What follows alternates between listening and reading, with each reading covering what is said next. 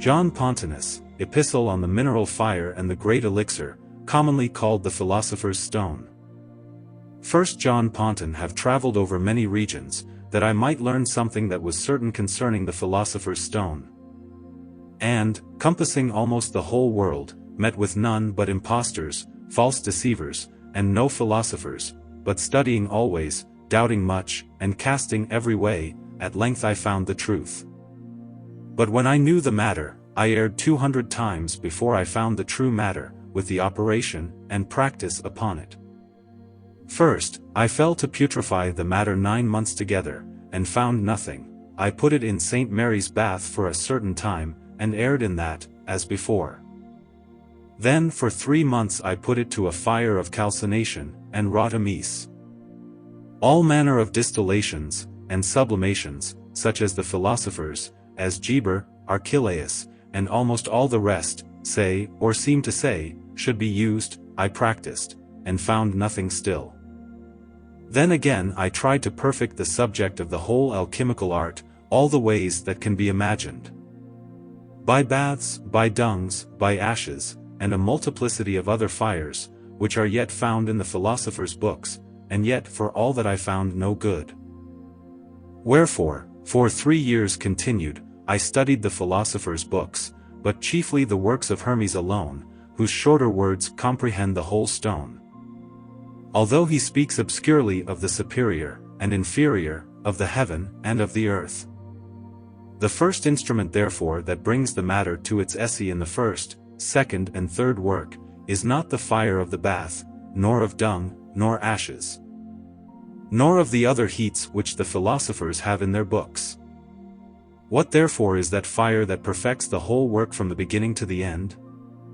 Certainly the philosophers have always concealed it, but I, being moved with piety, and kindness to men, will declare it to you, together with the complement of the whole work.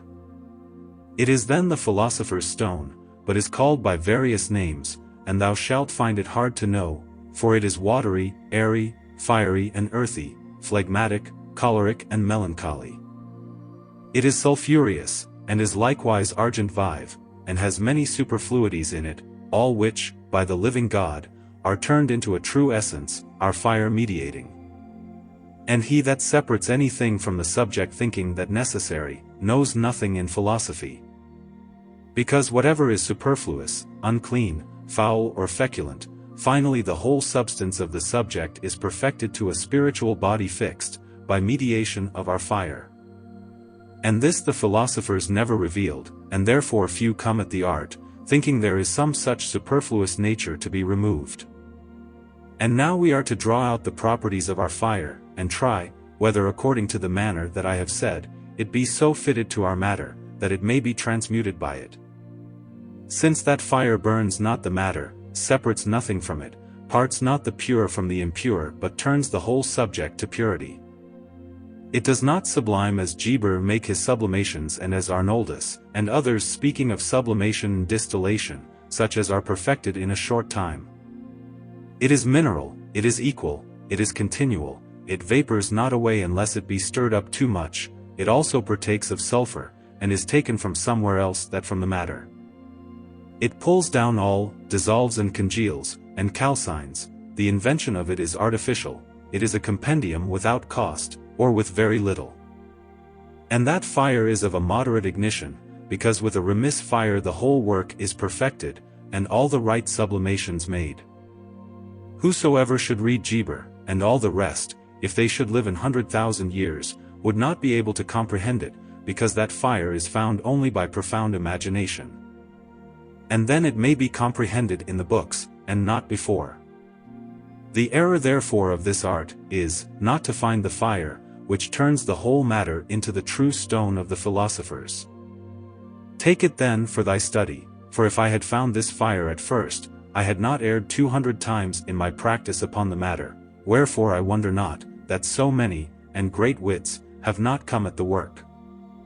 They err, have erred, and will err still, because the philosophers have not set down the proper agent, one only excepted, Artephius by name, but he speaks for himself.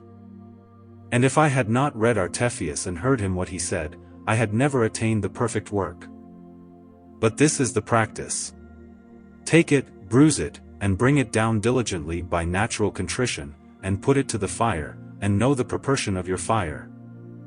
Namely that it is to be no stronger than only to excite the matter, and in a short time even that fire without any opposition of hands, will certainly complete the whole work. For it will putrefy, corrupt, generate, and perfect, and make it to appear in their times the three principal colors, black, white and red. And by mediation of our fire, the medicine will be multiplied if it be joined with crude matter, not only in quantity, but also in virtue. Therefore with all thy power look after thy fire, and thou mayst prosper in thy work, because it does the whole work, and is the key of the philosophers which they never discovered. But thou shalt come to know it by a right, profound thinking upon the properties of the fire set down before, and no other ways. This I writ out of piety, and that I may satisfy thee finally, the fire is not transmuted with the matter, because it is not of the matter, as I told you before. This much I had in mind to say, and admonish the prudent, that they spend not their money to no purpose, but that they should know what they are to look for. And so they may attain to the truth and no other way.